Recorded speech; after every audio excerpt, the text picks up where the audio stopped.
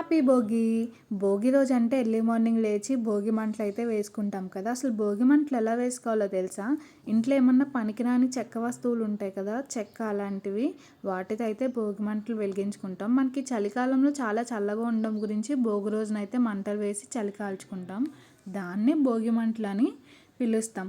మీకు ఈ విషయం తెలుసా?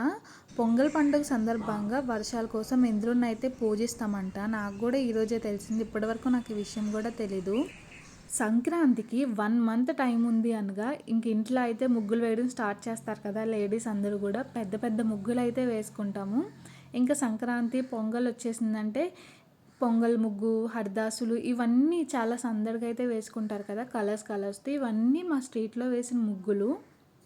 సంక్రాంతికి 3 డేస్ కూడా కొత్త బట్టలు అయితే వేసుకుంటాం కదా. కొత్త బట్టలు కాబట్టి ఫస్ట్ అయితే పసుపు బొట్టు పెట్టుకొని వేసుకుంటాం బట్టల్ని. పొంగల్ అంటే మనకి గుర్తొచ్చేది సునుండ. ఈ సునుండ అయితే ఫస్ట్ నోరు తీర్చేసుకోవడానికి తింటాం కదా, ఫస్ట్ స్వీట్. మా మమ్మీ అయితే తినిపించేశారు.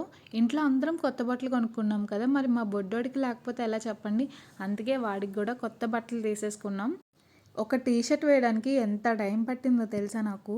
ఎందుకు అనుకుంటున్నారా? వాడికి కూడా నోరు తీర్చేద్దామని సునుండ అయితే తీసుకొచ్చి వాడి ముందే పెట్టాను. ఇంకా స్వీట్ కదా, స్మెల్ వచ్చేసి వాడికి ఎప్పుడు తిందామా ఏంటా అని అలాగే చూశాడు. ఎప్పుడు పెడతావు ఏంటి అన్నట్టు.